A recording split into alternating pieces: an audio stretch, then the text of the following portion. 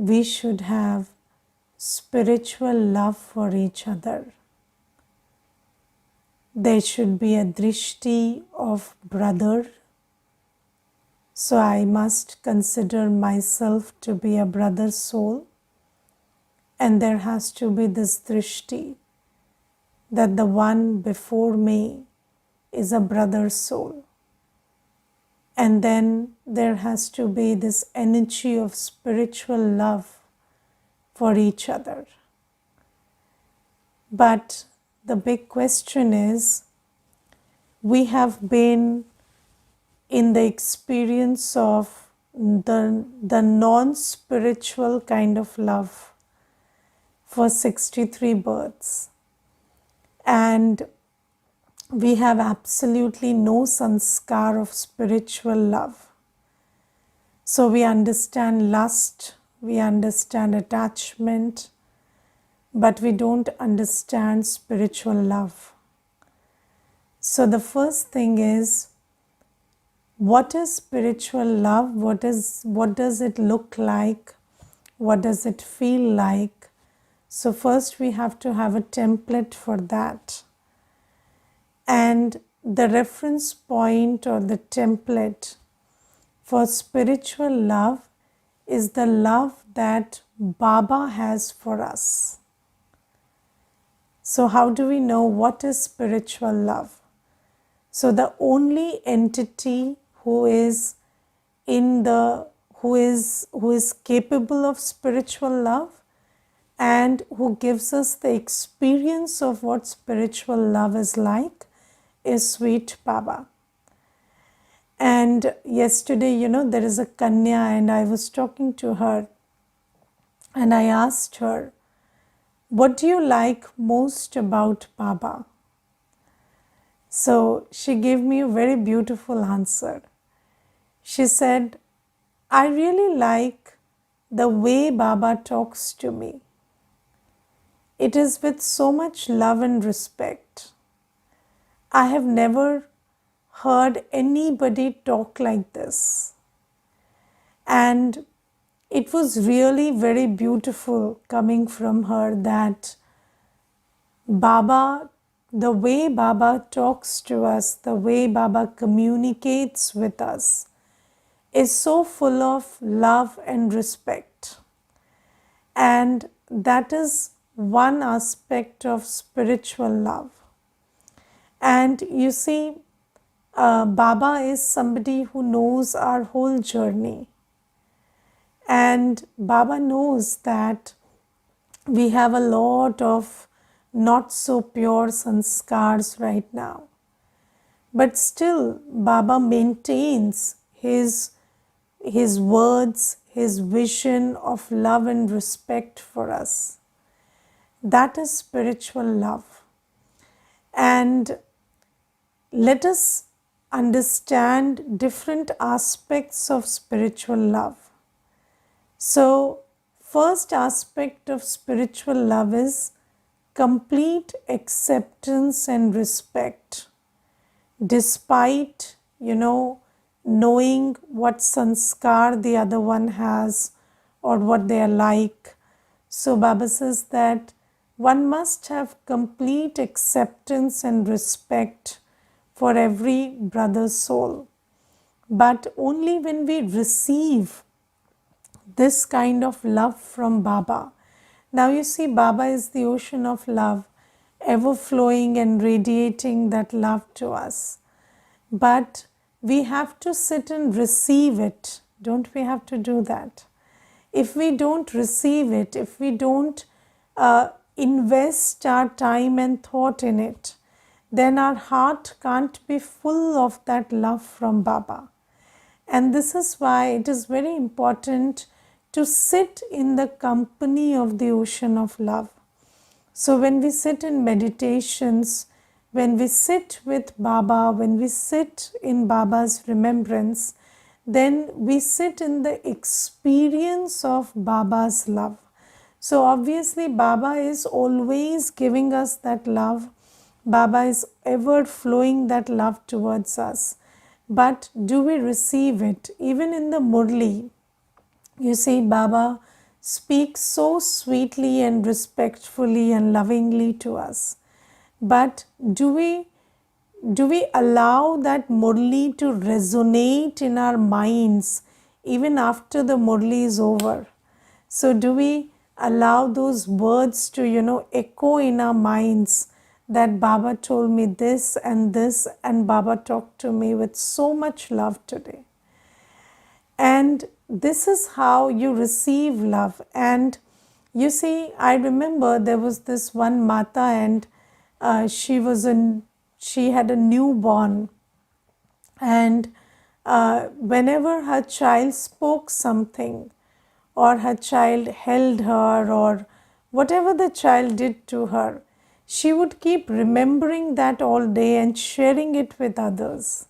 She would say, my child called me Mama today, and she would try to speak exactly as the child spoke.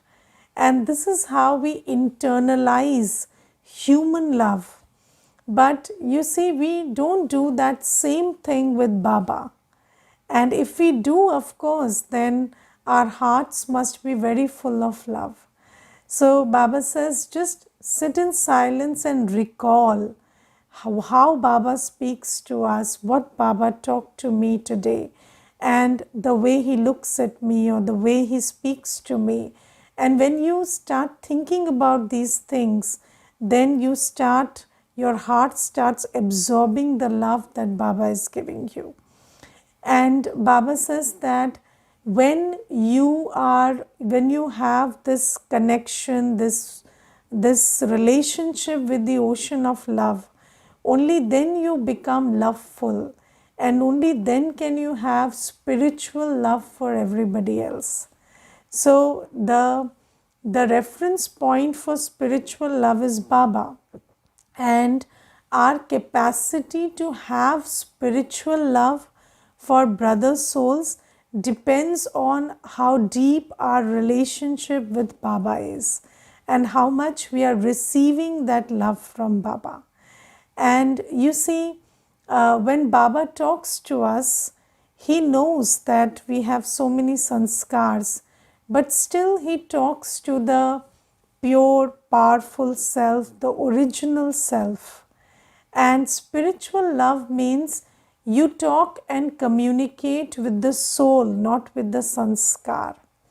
So when you have spiritual love, you don't talk to the sanskar of a person, you talk to the original identity of the person. And you have a lot of love for the pure, peaceful, loveful self that they are. So this is how your attitude or your words towards the other person would always be respectful and accepting. Yes, so this is first thing. Then second thing is, you have a deep sense of belonging. So if you want to think about it like the ABCD of love, then the A is acceptance, the B is belonging. So just like you see, Baba says, Mere Bacche. So, there is a sense of belonging, you're mine. And with a sense of belonging, there comes a sense of responsibility. And with that sense of responsibility, Baba takes the responsibility of encouraging us, uplifting us, or sharing his treasures with us. So Baba takes that responsibility for us. Similarly, we also take the responsibility of sharing our gifts, or sharing Baba's love, or sharing Baba's knowledge, or giving encouragement and uplifting brother souls. So we also take that responsibility. And there was once this brother who was telling me that why do you people have to take the responsibility of creating a better world or serving others? Yes, so one brother was telling me that why have you taken it on your shoulders to make the lives of other people better. So I told him that's our spiritual duty, because Baba does it for us. And had Baba not done it for us, where would we be today? Yes, just think about it. Baba takes that responsibility on his own. Baba, that's an aspect of his spiritual love, that Baba comes and Baba takes the responsibility of sharing his knowledge, his wisdom, sharing his enthusiasm with us, sharing his powers with us, or uplifting and encouraging us. That's the Baba never gives up on us. Does he give up on us? Never. Even when we give up on ourselves, he doesn't give up on us, because there is this deep sense of belonging in Baba, that these are my children. Similarly, when we have this belonging for every soul, that this is a brother soul, and one thing to note is, this shouldn't be that there is a sense of belonging for some and a sense of exclusion for others. No, there has to be a sense of belonging for every soul. Every soul means not even -1. For every single soul, we have to have that sense of belonging, that it is my duty to share whatever Baba has given with these souls, with these brother souls, and it is my duty to encourage and uplift them and fill them with zeal and enthusiasm, create swaman in them, that they can do better than what they are doing today, and make them realize their spiritual powers. So Baba says this is also an aspect of spiritual love. And then the third thing is care. So, this care for every soul, where you care that, they do well, that they spiritually get uplifted. That sense of care is an aspect of spiritual love. And you see that Baba also cares for us. And this care is reflected in Baba asking us. Have you seen that in Avyakt Vani especially, you see that Baba asks, or are you all okay, and are you doing well, and all of these things. So this care, and also of course the care that is reflected in the effort that he makes for us. So that sense of care is the C in love. And then the most important aspect, the D of love, is detachment. Yes, so in spiritual love, there is nyara and pyara. So there is a lot of care, lot of sense of belonging, there is acceptance, there is respect, there is love, but there is also equal detachment. And just like you see that Baba is knowledgeful, and Baba knows that I care for these children, I make my full effort to uplift them, I encourage them, I teach them, but I also know that every soul has his own journey and destiny. And that is why Baba does everything and then becomes a detached observer. So Baba is fully involved and fully detached. Yes, does Baba get upset when we don't do the Purusharth?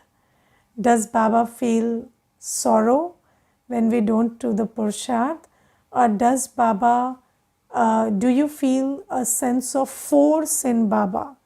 So have you seen that when there is no detachment, then once you ask somebody to do something, and then when they don't do it, there is a sense of forcefulness that comes, because you have become attached with your own investment.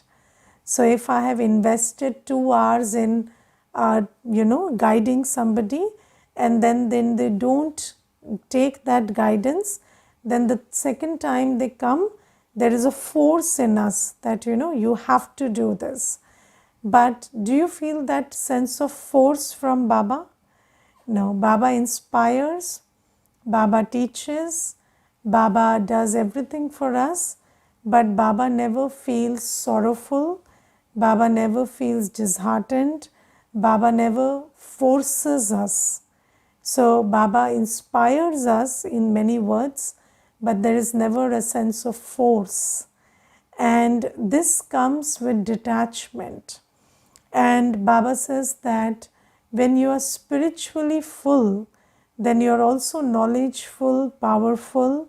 So you know when to stop, when to do, or when to withdraw, and you also know how much to do and when to regulate your own inner self in such a way that you are not disturbed by they taking your advice or your direction or rejecting it. So this is there.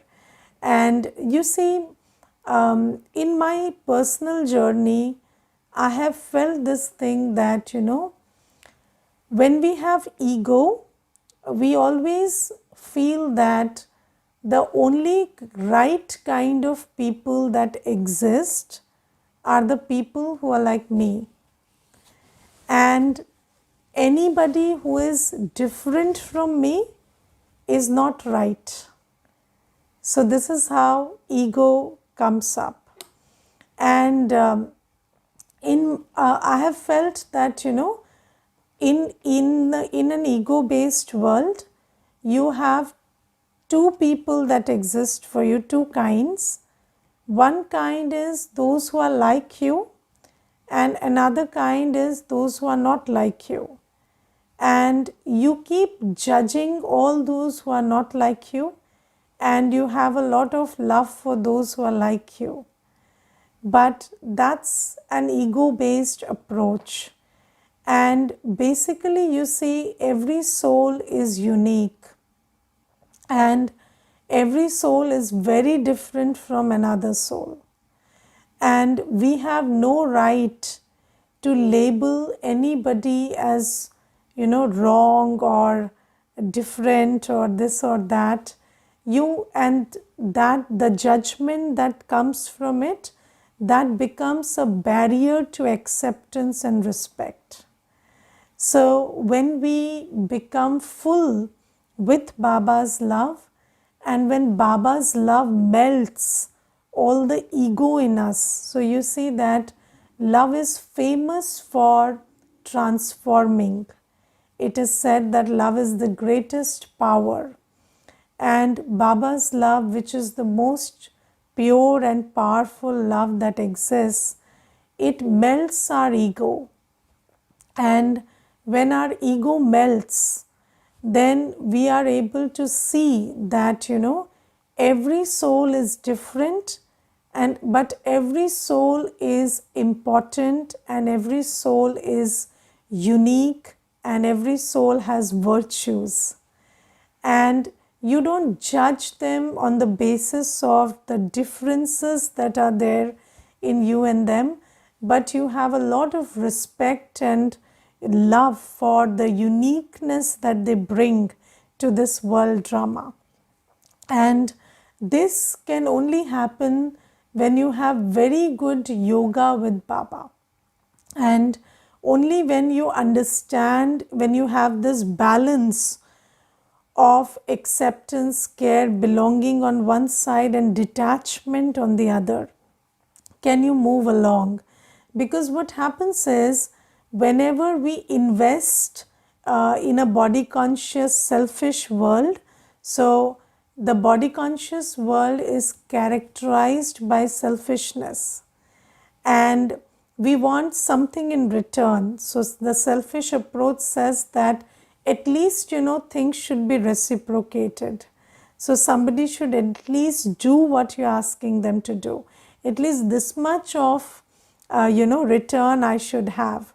And when that doesn't happen, then what happens is there is a lot of expectation in you, and you start feeling bogged down with that expectation, and you start feeling sorrow and disheartenment. So it's very important for spiritual love to be sustainable, that it is balanced with detachment. And Baba says that the more yoga with you have with me, the more you are connected with the heart, with the ocean of love, you become loveful.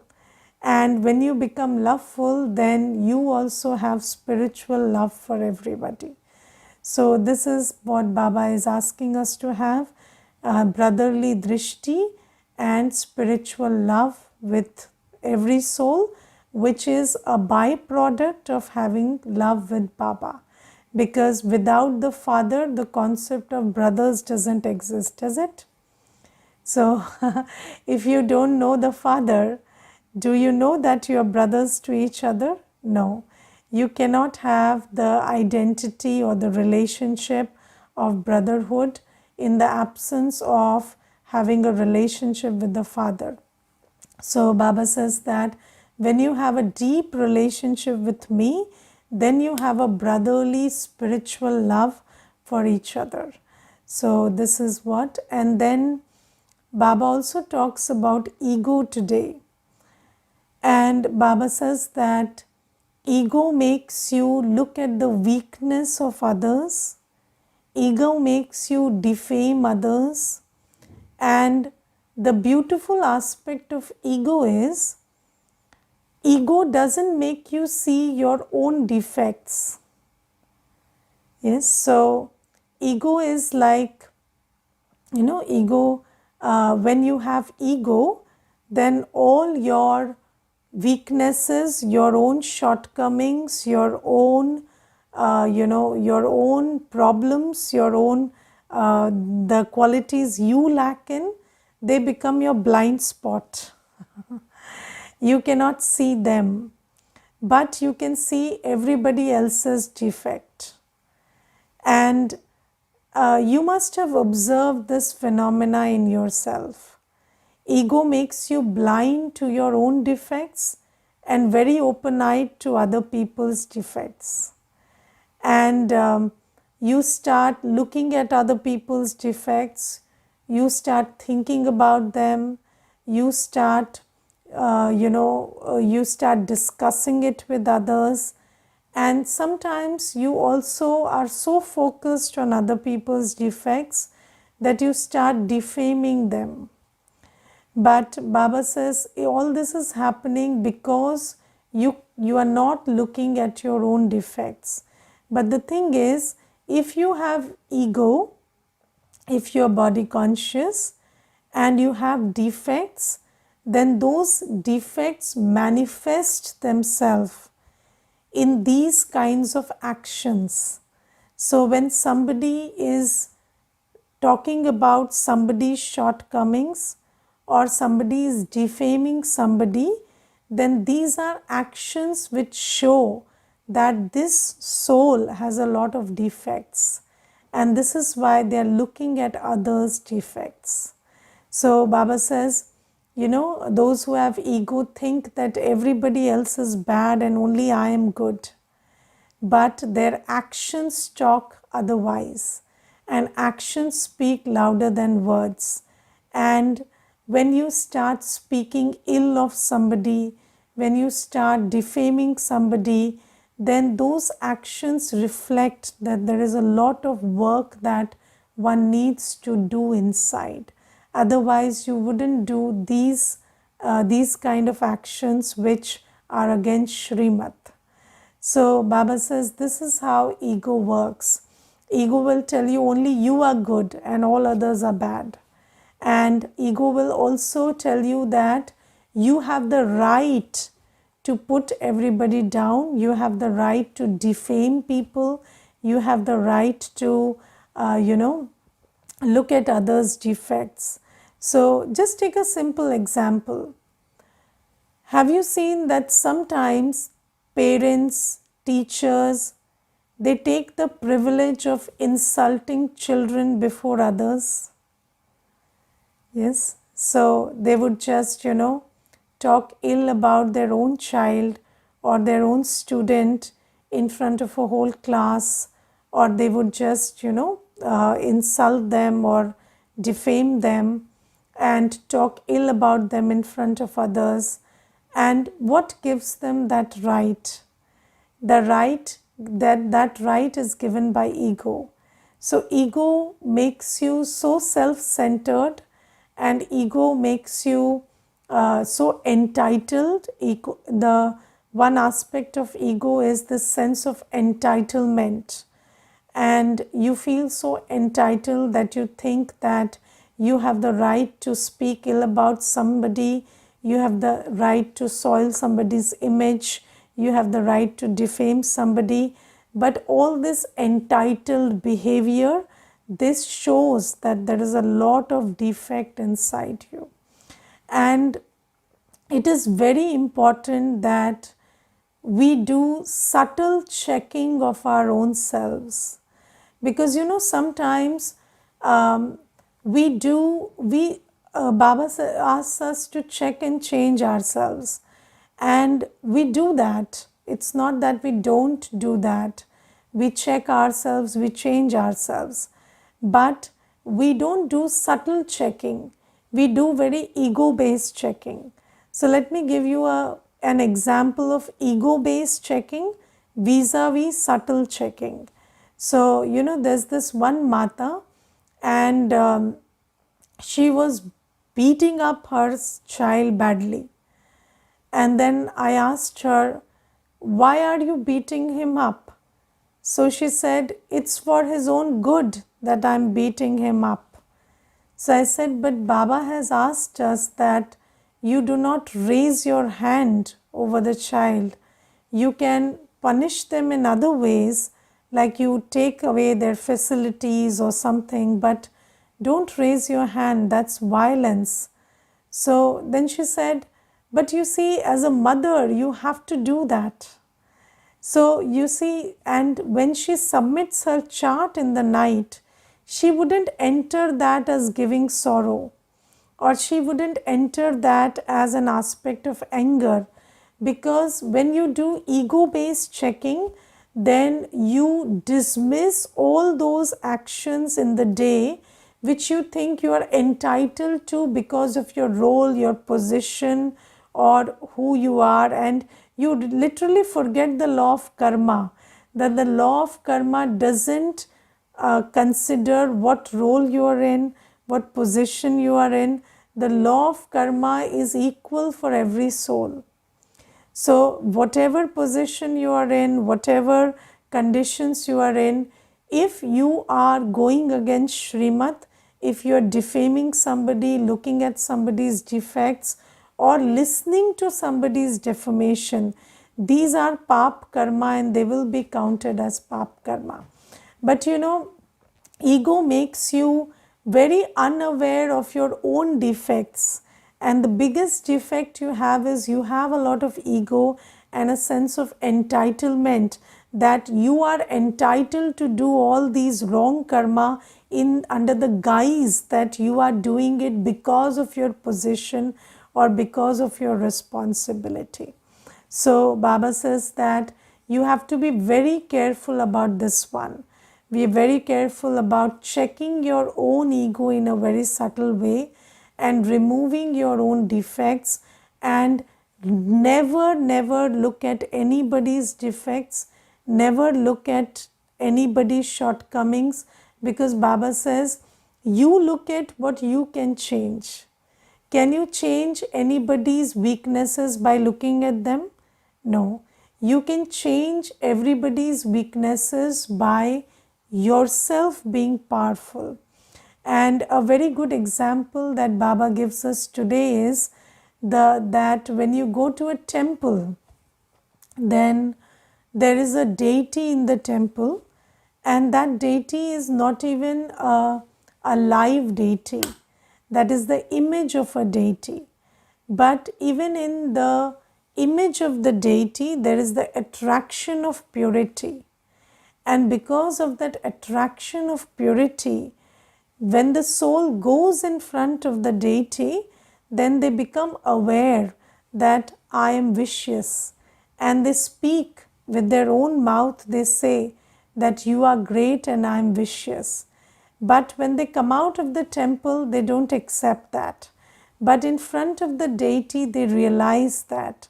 So Baba says that when you want somebody to realize their defects, then you become like this deity. And when you have these divine virtues, when you have this power of purity, power of love within you, when you have the spiritual powers within you, then you become like a mirror. And anybody who comes in front of the mirror can see their face. And when you become like this, then you don't have to point out anybody's defects. When they come in front of you, they will realize this is my defect. And if you look at dadis, so dadis had this power. And when somebody went to dadi, they would go with, maybe, I have a problem with somebody. And then I go to dadi. And when I go to dadi, I have the intention with which I have gone is, I want to talk about this other person and point out the defects of this other person to dadi. But when you go before dadi, what happened is, you would completely start seeing what are the defects in you, and it would feel so wrong at that point of time to be discussing other people's defects, and the purpose with which you went would be lost, and you would just keep thinking about, okay, these are my defects and I cannot speak like this before dadi, and I have to change this within myself.